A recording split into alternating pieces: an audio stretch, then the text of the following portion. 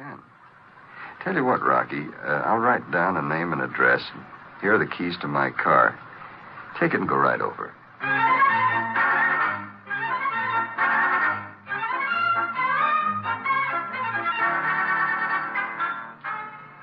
The name and address on the card sent me uptown to a swank number in the 90s.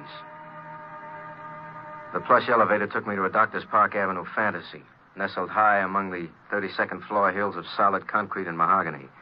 The name on the card opened the door himself. Dr. Jonas? Oh, come in, Mr. Fortune. Perry Shane called me about 15 minutes ago. Let's go over here into my study. We'll be more comfortable. Fine, if I can wade through this rug. Oh, yes. I just want to make sure of one thing before we go into the study. Excuse me. Stanley? Stanley? Yes, Dad? I just wanted to make sure you were in. Make sure you talk to me before you leave. Don't worry. I'm right here. That's my son. Everyone else is gone. I wanted to make sure we weren't overheard. Yeah, it's a real lush layout. You live here too, Doc? I have the entire floor. I live and office here. Of course, being head of the Witherspoon Clinic, I also office over there.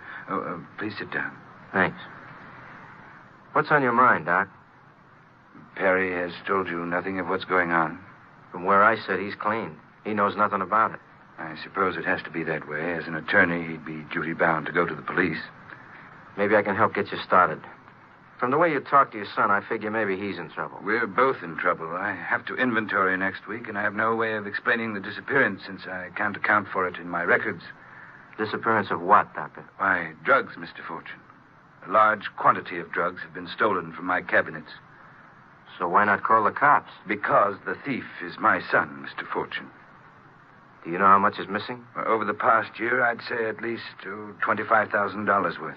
Wow. Isn't that a lot of dope for one doc to be stocking? That's for this office and the clinic. However, it is a ridiculous amount. Additional orders have gone through with my signature forged to them. I found one in my son's room.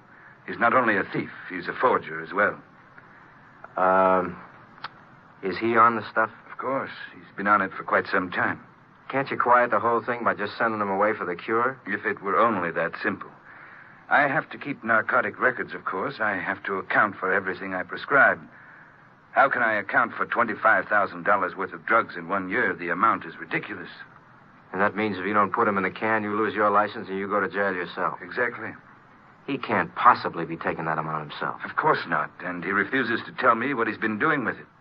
How about letting me talk to him? I wish you would. I can't talk to him anymore. I get almost hysterical. I keep wishing that I can't even say it. Why don't you try? Might ease you off a bit. My wife died 4 years ago. I keep wishing that he had died instead of her. Oh, take it easy, Doc. Let me talk to him.